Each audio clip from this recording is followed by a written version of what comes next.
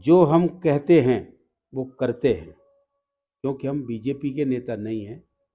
अभी आप समझ ही गए, जब हम थे तब सत्ता में आ रही, नहीं है तो जीरो पे आ गई, मामला खत्म हो गया। सर अभी एक युवा नेतृत्व भी आया है चंद्रशेखर आजाद के रूप में बहुजन समाज के लिए। तो आप क्या देखते हैं, बहुजन समाज की राजनीति की बात कर रहा हूँ मैं सिर्फ यहाँ पर, क्या भविष्य बहुजन समाज की राजनीति करने वाले हैं, इस बारे में कुछ बताइए। मेरा स्टेटमेंट था, इस पर मैं अडिग हूँ, और मैंने ये स्टेटमेंट बोला था, इस बात पर बोला था कि जो हम कहते हैं वो करते हैं, क्योंकि हम बीजेपी के नेता नहीं हैं कि जो कहते हैं वो करते नहीं। जैसे मोदी जी ने कहा था 15-15 लाख रुपए सभी के खाते में आएंगे, 2 करोड़ नौकरियां देंगे, काला धन वापस लाएंगे, जीएसटी फेल होती है, नोटबंदी फेल होती है तो मैं फांसी पर झूलूंगा चौराहे पर। और अमित शाह जी कहते हैं कि ये तो चुनावी जुमले हैं। किसी भी पॉलिटिकल पार्टी का घोषणा पत्र, वचन पत्र, मैनिफेस्टो, ये इंसान की जीवन को सुधारने के लिए किया जाता है कि जीवन को कैसे सुधारा जाए। और आप जीवन को सुधारने वाली बात को कह रहे हैं कि ये तो जुमला है। इंसान की जिंदगी कैसे जी रहा है वो, और आप जुमला बता रहे हैं। इससे ये मालूम पड़ता है कि आप एक इंसान के जीवन के प्रति कितने संवेदनशील हैं। इससे ये मालूम पड़ता है। सर जैसा कि ये जीत रही है, जो भाजपा ने प्रचंड जीत हासिल करी है, इसके बारे में क्या कहना चाहेंगे आप? क्यों कांग्रेस को इस चुनाव में इतनी कम सीटें आई, जबकि 2 महीने पहले, 1 महीने पहले माना जा रहा था कि कांग्रेस की लहर है, पूर्ण बहुमत से सरकार बन रही है।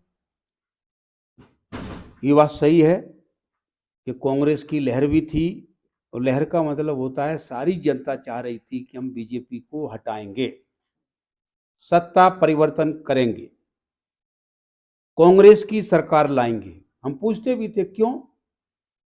क्योंकि महंगाई, कानून व्यवस्था फेल, बेरोजगारी, आवारा पशुओं से किसान की जिंदगी बदहाल। यदि हमें जिंदगी जीना है तो हमको बीजेपी को हटाना पड़ेगा, कांग्रेस को लाना पड़ेगा। ये हमसे कहते थे लोग, और अभी भी कह रहे हैं कि हमने वोट दिए ही नहीं, यानी कि सरकार कैसे बन गई। तो इन्होंने ईवीएम में, ईवीएम से ये पता चलता है, उसको पहले स्पष्टीकरण किया जाए कि बैलेट पेपर में जो वोट पड़े हैं वो 230 सीटों में से 199 199 सीट कांग्रेस जीत रही है बैलेट पेपर में, और बीजेपी जीत रही है सिर्फ 31 सीट। और वही ईवीएम से इलेक्शन होता है तो 165 बीजेपी जीत रही है, 64 कांग्रेस जीत रही है। तो पूरा दोष ईवीएम का बता रहे हो? नहीं, पूरा दोष नहीं बता रहा मैं ये कह रहा हूं कि यहां आपको स्पष्ट दिख रहा है कि नहीं। एक और इन्होंने ट्रेंड बदल दिया इलेक्शन का।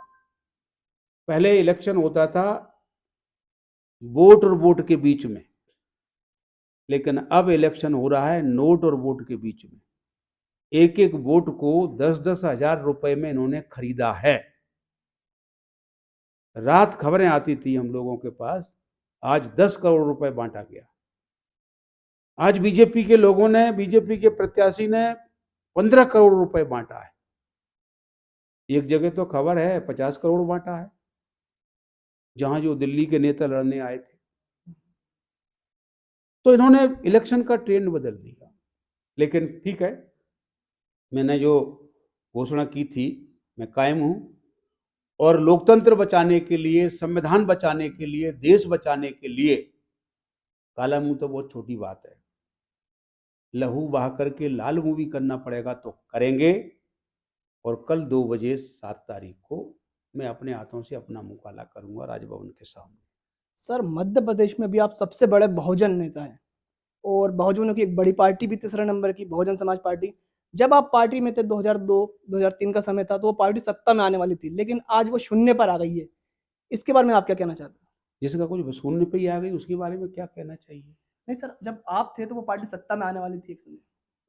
देखो, गई गुजरी बातों के ऊपर चिंता ज़्यादा करना ठीक नहीं है। अभी आप समझ ही गए, जब हम थे तब सत्ता में आ रही, नहीं है तो जीरो पे आ गई, मामला खत्म हो गया।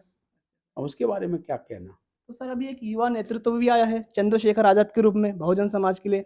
तो आप क्या देखते हैं बहुजन समाज की राजनीति की बात कर रहा हूँ मैं सिर्फ यहाँ पर, क्या भविष्य है बहुजन समाज की राजनीति? देखिए, कोई भी नेता आएगा, मैं उसको ये नहीं कह रहा हूँ कि कोई खराब है। जो आएगा वो करके दिखाएगा, वो काम दिखेगा, उसमें क्या बुराई है। सही सर। भाई मैं भी तो आया ही था नहीं। तो जब मैं आया था तब बहुजन समाज पार्टी मुझे कैसी मिली थी, डली हुई मिली थी रास्ते में। आपने जीवित किया उसको, मध्य प्रदेश मैंने में खड़ा किया जीवित है। किया और सत्ता तक पहुंचाया। सत्ता तक। कोई आएगा फिर पहुंचाएगा सत्ता तक, कोई अपनी पार्टी पहुंचाएगा, कोई ये पहुंचाएगा, फिर पहुंचाएगा। सर इसी पार्टी के एक नेता है आजाद समाज पार्टी के, दामोदर यादव उनका नाम है। उन्होंने कहा है कि हमारे बहुजन समाज के बड़े नेता है फूल सिंह बरिया जी, वो अपना मुंह काला ना करे।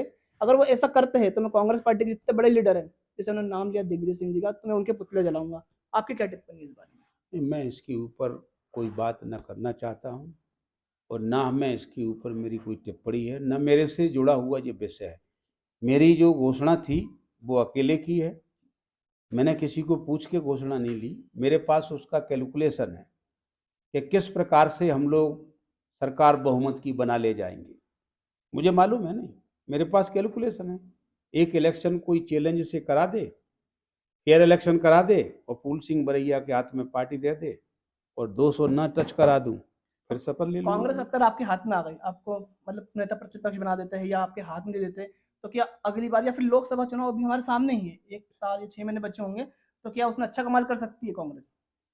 देखिए, मैं ये तो नहीं कह रहा हूँ कि मुझे कुछ बना दिया जाए या वो करने, मेरा मतलब ये नहीं है। हाँ ये है, जो जिम्मेदारी, जिस तरह की जिम्मेदारी मुझे मिलेगी, मेरे जैसा शायद ही ये कोई रिजल्ट दे पाएगा, ये मैं कह सकता हूँ। बहुत बहुत धन्यवाद सर आपका।